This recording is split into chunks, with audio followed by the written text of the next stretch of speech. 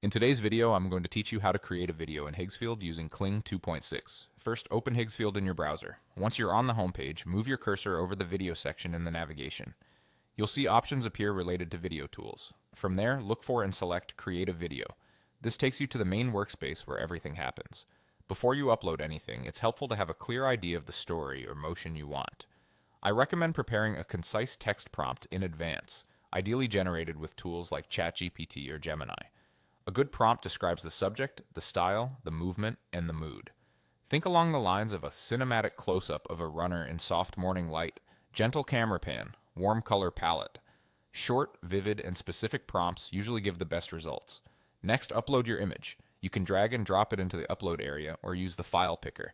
Choose a high-quality image with a clear subject and minimal clutter because the image guides how the motion will be applied.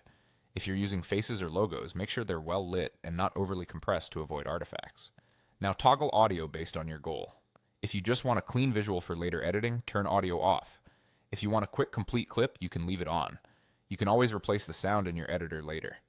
It's time to choose your model. Higgsfield offers multiple options, each with its own strengths.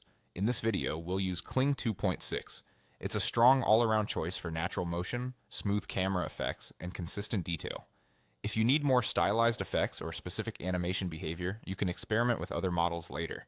Paste or type your prompt into the prompt box and keep it focused. If you have important constraints like loopable motion or no camera shake, include them. Avoid stacking too many ideas in one sentence as that can confuse the output. Adjust the duration to fit your use case. Short clips around 5 to 8 seconds are great for social posts and previews, while 10 to 15 seconds works well for feature demos and ads. Then set the aspect ratio. Use 9:16 for vertical stories and reels, 101 for square feeds, or 16:9 for YouTube and widescreen displays. Match the aspect ratio to where the video will be viewed to avoid awkward cropping later. Give your settings a quick review, and you're done. You now have a streamlined workflow for turning a single image and a clear prompt into a polished motion clip in Higgsfield using Kling 2.6.